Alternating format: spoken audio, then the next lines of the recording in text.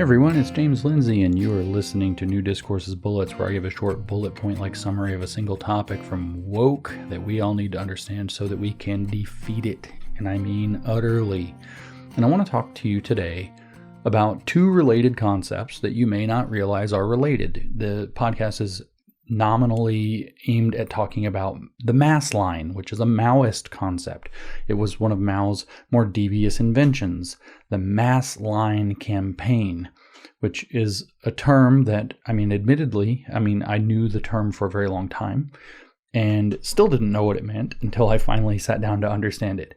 Secondly is the idea that I have discussed many, many times from Paulo Freire, the Brazilian Marxist educator who gave us critical pedagogy, which he called education for liberation, which is the generative themes model.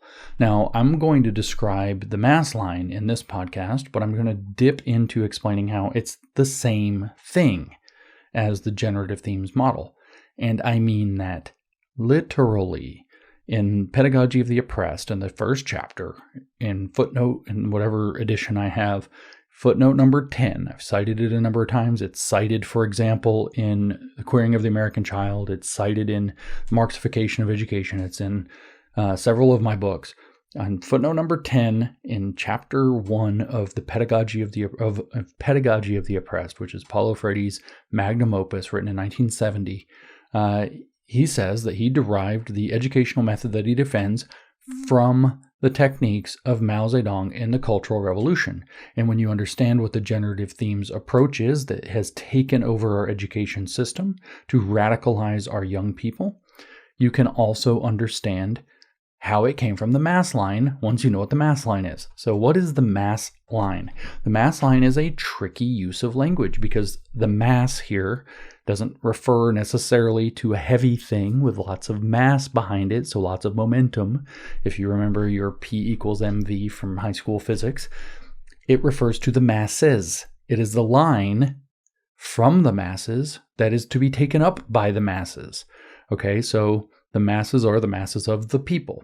And the mass line is the line that the masses are taking and that they're being driven to take at the same time.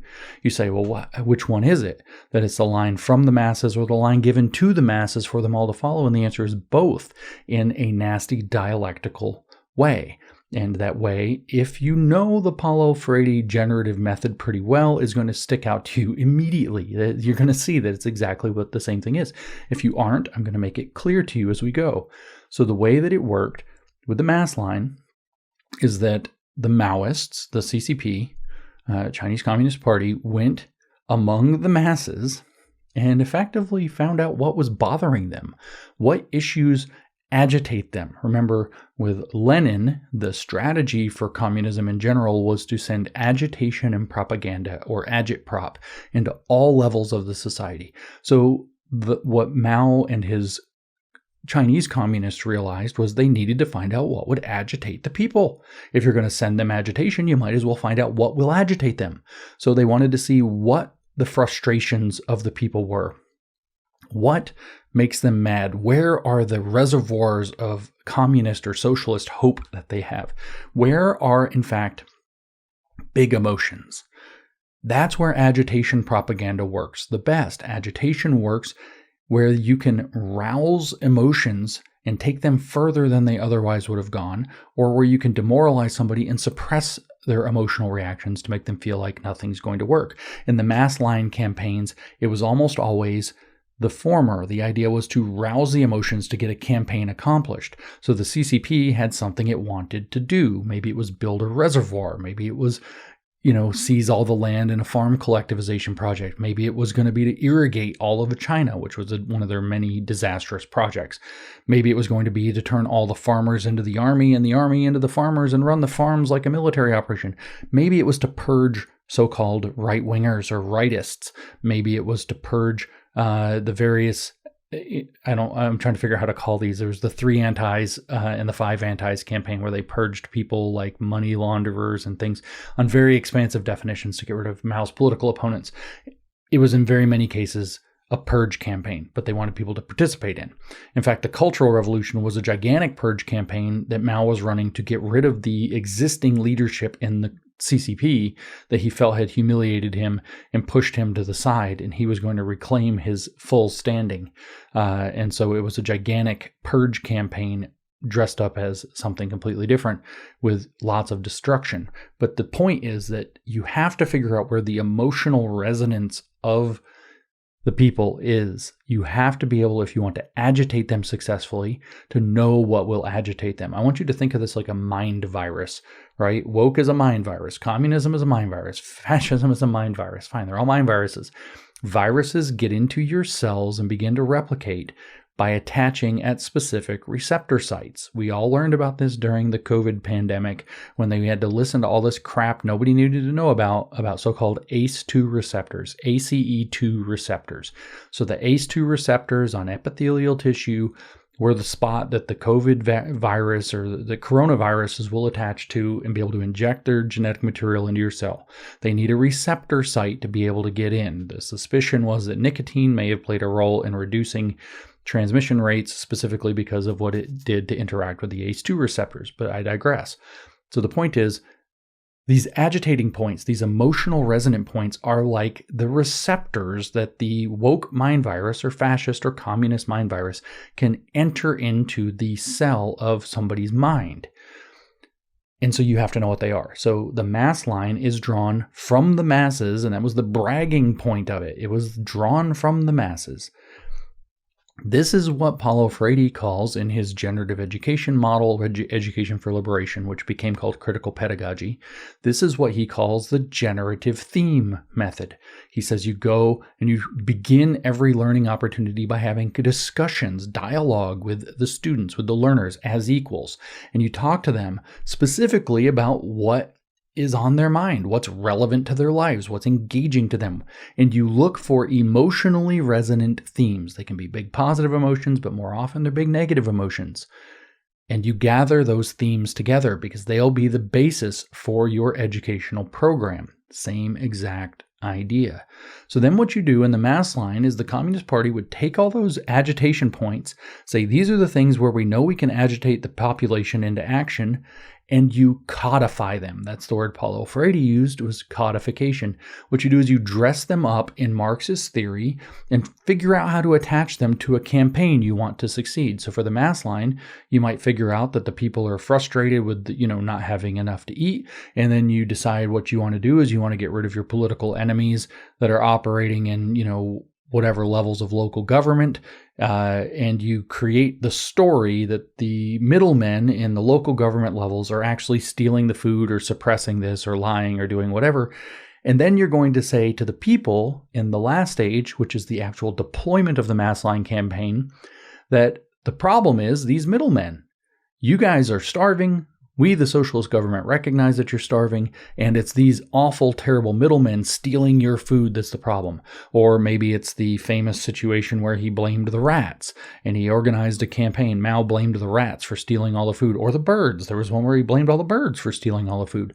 You see, it was the non-native birds. It was the invasive foreign birds stealing the food. And in these two cases, what happened in both cases was a disaster. With the rats, he put out a mass campaign, and the goal was to create a bounty, and you would get paid or have actually a quota of rat tails that you had to bring to prove that you were killing the rats to get rid of the pests.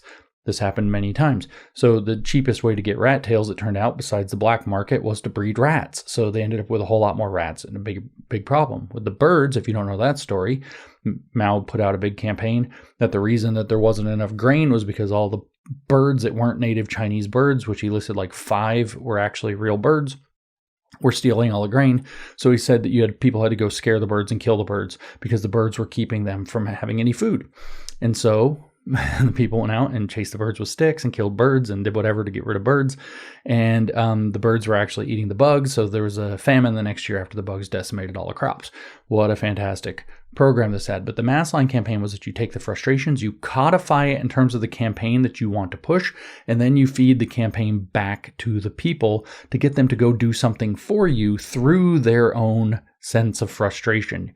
In other words, you reinterpret the conditions of their experience in communist activist campaign programming and then feed it back to them to get them to use that energy to achieve something that you as the party want achieved. This is, of course, what Paulo Freire did with his generative themes. He knew these were emotionally agitating points for the students or the learners, so he codified them so that the interpretation for those frustrations connected to those ideas would be through Marxist doctrine or liberationist doctrine, post-colonial doctrine, and then he fed that back to them as their education. Well, today, one of the things you guys are all struggling with is that you live in the slums, so we're going to talk about the favelas of Brazil. We're going to talk about what life is like in the slum, and look how it is. And did you know that the reason that the slum is the way that it is because we have this unjust system that set everything up so that they and, Rio can win and you remain dirt poor, blah, blah, blah. And you give the Marxist interpretation for their problem. And the excuse is that you're motivating them to want to learn more, whether to read the word favela or other words so that they can understand their conditions better.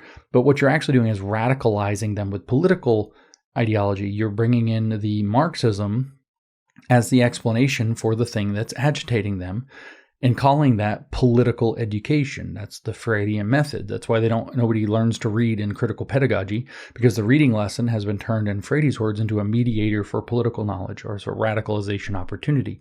He called it conscientization. Mao would have called it mobilization on the mass line, but the system is the same. The idea is the same idea.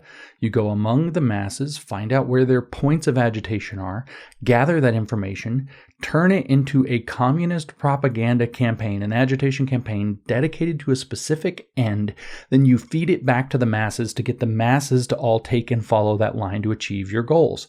Again, the Cultural Revolution is a gigantic example where he primarily worked up young people to believe that their futures were being stalled and stolen because of the corrupt party leaders who happened to be Mao's political enemies.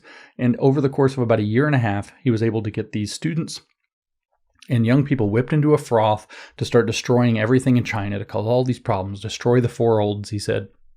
Smash old culture, smash old ideas, anything representing old habits or old thought had to be absolutely smashed. That was the word in Chinese, smash. So absolute destruction of anything old, because it's a new generation with a new socialism. And of course, who was old? Oh, the old leaders also had to go until they, rounded up and deposed Liu Shaoqi, who was the sitting premier of China at the time. And so Mao could step back into that role, both as chairman and premier head of the party. And so he got his power back. But this is about the end of 1967. By early 1968, he was getting rid of the Red Guard en masse, sending them off to prison camps and stuff, sometimes killing them. Because they were too radical. So he had to have another campaign. But the mass line is that you get everybody worked up, that all their problems, you go find out what their problems are, and then you tell them all their problems are caused by not succeeding in this particular communist campaign that's going to solve all their problems, and you send them out in a cult of enthusiasm to go accomplish your goals for you. And like I said, it's the exact same thing in education. You gather the generative themes, and the reason it's the same thing is because Freire got it from Mao. You gather the generative themes that are emotionally resonant to them. You frame the educational lesson in terms of those emotionally agitating themes, and you shoot it through with communist doctrine. He called that codification. And when you explain it to the students, he called it decodification. You're decodifying their political experience while teaching them to read or do math or whatever else. For Paulo Freire, it was always teach to read, but it's been expanded to every subject since in the critical pedagogy approach. You'll see this happen a lot in the so-called democratic classroom environment. That's a student-led environment, a dialogical classroom. They have all kinds of names for it. But the democratic classroom, which was primarily, developed by one of Freire's acolytes, Henry Giroux. And the idea there is that the students and the teacher are basically peers. It's very democratic. So we're going to bring these guys in. We're going to listen to them. But the goal, as Freire phrased it, was that the educator is a facilitator into political knowledge. So the teacher pretends to be buddies. We're all listening to the students. Nobody's opinions are wrong. And then the person that's acting as the teacher is a facilitator to bring out certain points. You will see this on all kinds of so-called round tables in political discussion. We care what you think. Let's get a bunch of people, especially young people, on a podcast talking about the issues. Let's get what they think. And then the person in the middle kind of guides them and draws them and leads them and interprets for them to some kind of point that is in line with some activist vision. It's very common. This is on small scale is the mass line or the generative themes model. But the mass line, just to summarize one last time, is you go among the masses, find out what will agitate them, use that to craft a political campaign for your own purposes through their agitation by framing your enemies or the lack of your goal, I should say, as the reason that they have their frustration. Then you feed that to them and create a mass movement or a mass campaign against it.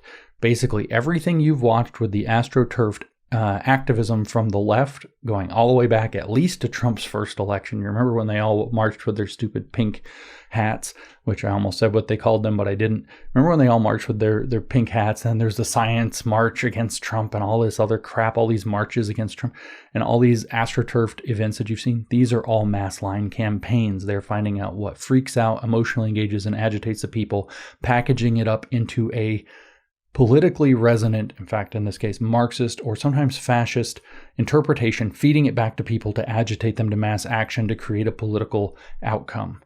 That's the mass line. The generative themes model is based on the same thing.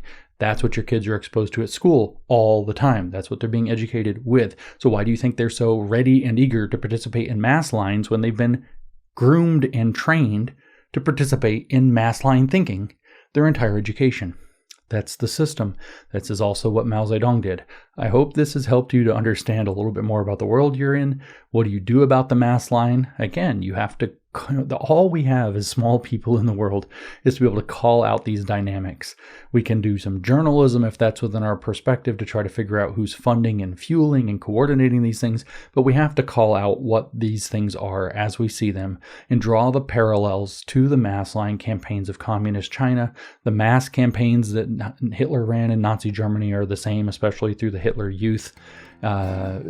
And we've just got to make the case that what's happening is political manipulation, not political engagement.